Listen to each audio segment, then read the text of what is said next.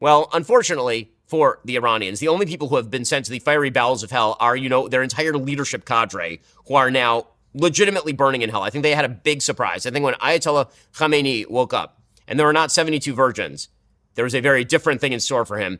It was probably a little surprising. So Ben Shapiro just dropped a comprehensive analysis on Iran's economic collapse and why their regional dominance is ending. He's connecting naval blockades, prediction markets, and China's energy dependence to show how America's controlling the global oil game. This is about economic warfare as geopolitical strategy. Well, it seems as though something is coming to the end when it comes to the war in Iran. And the thing that's coming to the end is Iranian dominance in the region. That is the thing that is coming to an end. Iran's regional influence peaked around 2019 when their proxy network stretched from Yemen to Lebanon. They controlled roughly 40% of Middle Eastern oil transit routes through Hezbollah and Houthi partnerships.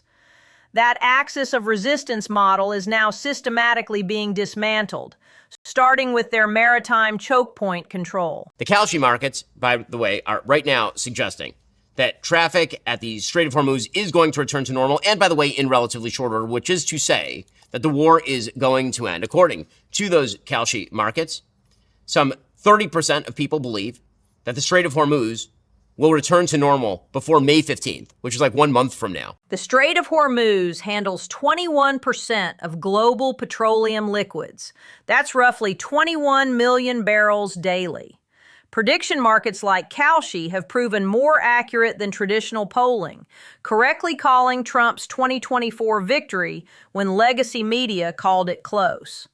These traders are betting real money on geopolitical outcomes. A majority, 53%, believe that it will be open completely, like back to normal, before June 1st, and 70% believe before July 1st. So that is why whenever people are pretending panic, oh no, it's never going to end, this is going to be the issue that decides the election. Wrong. It is not. That is not the way this is going to work. Now, compare this to 1979, when Iranian oil disruptions sent prices from $15 to $39 per barrel, triggering massive recession. Today, America produces 13 million barrels daily, more than Saudi Arabia. We're no longer hostage to Middle Eastern oil politics like we were during Carter's presidency. The naval blockade has now been fully implemented. According to CENTCOM, no ships are being allowed in or out of Iranian ports. The blockade is being enforced impartially against vessels of all nations. Freedom of navigation remains for vessels transiting the Strait of Hormuz, except for the ones that are going into or out of Iran. In the first 24 hours, no ships from Iranian ports made it past the blockade, and 6 merchant vessels complied with directions from the United States to turn around. Naval blockades historically succeed when you control 90% of maritime access points. The U.S. Fifth Fleet's positioning gives them total visibility into every vessel movement. 6 ships immediately complying shows how quickly economic pressure translates to behavioral change when backed by overwhelming naval superiority. And this is unbelievably damaging to the Iranian economy. Really, really bad for the Iranian economy.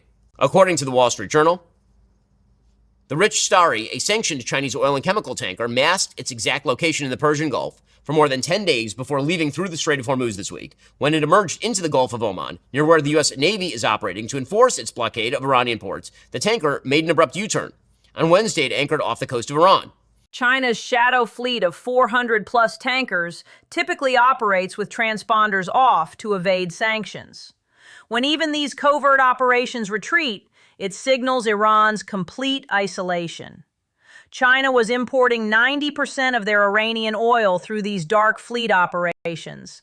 That lifeline just got severed. It is also that we have now announced Operation Epic Fury's counterpart in the economic sphere, Economic Fury. The Treasury Department put out a tweet saying Treasury is moving aggressively with Economic Fury, maintaining maximum pressure on Iran. Financial institutions should be on notice that the department is leveraging the full range of available tools and authorities and is prepared to deploy secondary sanctions against foreign financial institutions that continue to support Iran's activities.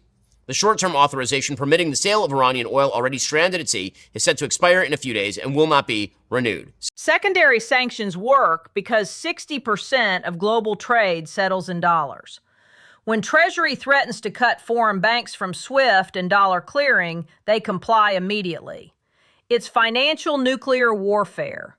No country can afford to lose access to the dollar-based international banking system. According to the Treasury Department, this intensifies pressure on Iran's illicit oil transportation infrastructure by sanctioning more than 24 individuals, companies, and vessels operating within the network of Iranian oil shipping magnate Mohammad Hossein Shamkhani. That would be the son of Ali Shamkhani, who, of course, was killed in the middle of this operation. Ali Shamkhani ran Iran's Supreme National Security Council until 2023, coordinating their entire proxy network. Targeting his son's shipping empire demonstrates how family-based power structures become vulnerabilities. Iranian elite families control billions through these interwoven business networks. Now they're all exposed. Now, the reality is that the strategy in use here is putting significant pressure on China. China is heavily reliant not only on the oil that is coming out of the Strait of Hormuz, they are also heavily reliant on trying to move away from the so-called petrodollar. China's been building yuan-denominated oil futures since 2018, trying to bypass dollar dominance. But when you physically control the oil supply routes like America does now, financial engineering becomes irrelevant. They can't trade what they can't access. Geography beats currency manipulation every time. It was born in 1974 under a security for oil pricing bargain between the United States and Saudi Arabia, in which people everywhere were buying oil in dollars and transactions were settled in dollars and oil revenue was recycled into dollar-denominated assets. Well, there were certain players like the Chinese who were trying to start paying for oil in, for example, Chinese yuan. Nixon's 1971 gold standard abandonment only worked because Kissinger secured the Saudi petrodollar deal 3 years later. Every oil purchase globally had to use dollars, creating artificial demand for American currency. It's been the foundation of U.S. economic hegemony for 50 years straight. Well, no longer, because it turns out the United States is in charge of basically a lot of the global oil supply at this point. We are currently choking off Venezuelan oil, which is a big supply point for China. The shale revolution transformed America from importing 12 million barrels daily in 2005 to net exporter by 2019. We now control more recoverable oil reserves than Saudi Arabia and Russia combined. Energy independence became energy dominance. We're not just self-sufficient, we're the global swing producer. The Straits of Hormuz are now under basically our control, which means that China isn't getting what it wants, and if it wants what it wants, it's going to have to actually pay in American dollars.